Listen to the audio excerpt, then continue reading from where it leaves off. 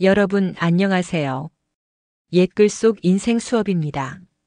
세상을 살아가다 보면 어떤 때는 자신의 지혜를 마음껏 펼쳐야 하고 어떤 때는 바보처럼 침묵하는 것이 최선일 때도 있습니다. 고대 중국 춘추 시대 혼란한 세상 속에서 영리한 사람은 어떻게 처신해야 했을까요? 공자의 논어에는 이런 상황을 잘 보여주는 인물, 영무자가 등장합니다. 논어의 한 구절에서 공자는 이렇게 말합니다. 영무자 방유도즉지 방무도주구 기지가급이야 기후불가급이야.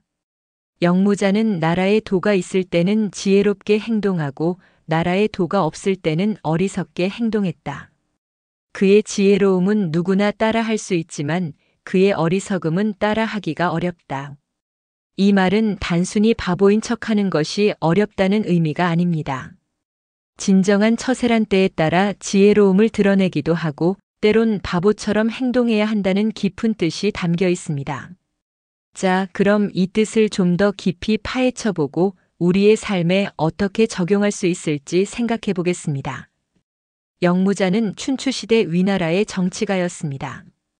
그는 나라가 올바르게 다스려질 때는 적극적으로 참여하여 자신의 지혜를 펼쳤습니다. 하지만 나라가 혼란스럽고 군주가 무능할 때는 일부러 어리석게 굴며 자신의 의견을 드러내지 않았습니다. 어떤 이들은 영무자를 비겁하다고 비난할지도 모릅니다.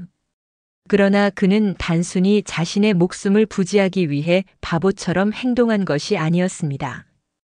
오히려 그는 혼란한 시대에 현명한 사람이 어떻게 살아남아야 하는지를 몸소 보여주었습니다. 그가 어리석게 행동한 것은 단순한 무지가 아니라 시대를 읽는 능력이었습니다.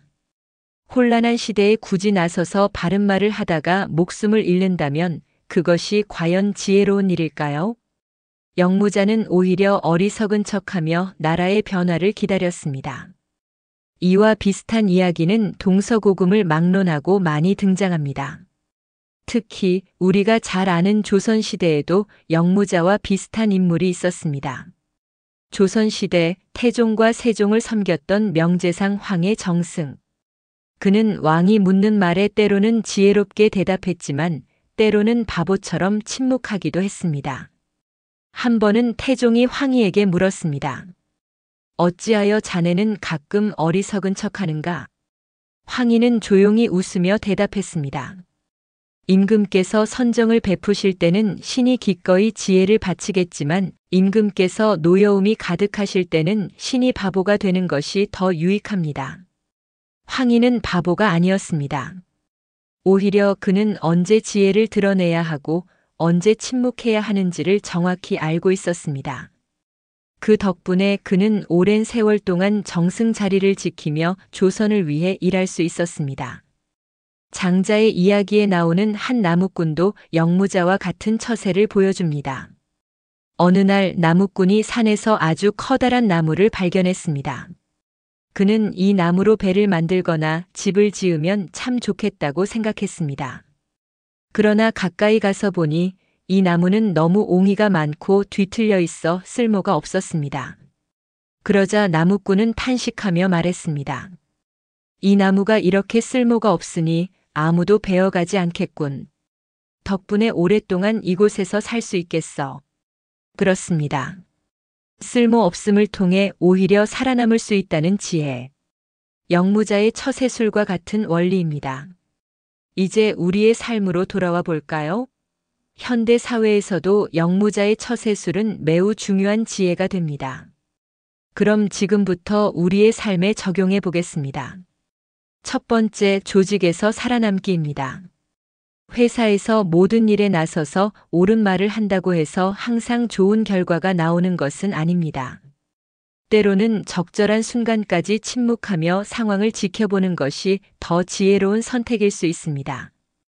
두 번째, 가족과의 관계도 중요합니다. 가정에서도 마찬가지입니다. 배우자나 자녀가 감정적으로 격앙되어 있을 때 즉각적인 충고보다는 침묵과 기다림이 더 좋은 해결책이 될 때가 있습니다. 세 번째, 사회적 관계도 중요합니다. 친구나 동료들과의 관계에서도 모든 일을 다 아는 척하고 자신의 의견을 강하게 주장하기보다는 때로는 어리석은 척하며 상대를 배려하는 것이 더 큰 지혜일 수 있습니다. 세상에는 때로는 똑똑한 사람이 아닌 어리석은 척할 줄 아는 사람이 더 크게 성공하는 경우가 많습니다.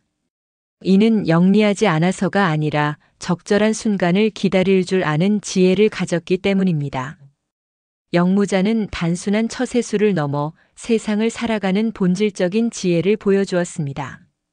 진정한 지혜란 언제 나서야 할지를 아는 것뿐만 아니라 언제 물러서야 할지도 아는 것입니다. 우리는 모두 영리하게 살고 싶어 합니다. 하지만 때로는 바보처럼 보이는 것이야말로 가장 현명한 선택일 수 있습니다.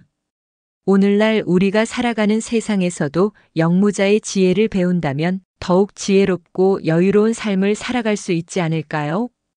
오늘도 함께 해주셔서 고맙습니다. 다음 시간에도 고전에서 얻을 수 있는 인생의 지혜를 함께 나누겠습니다. 감사합니다.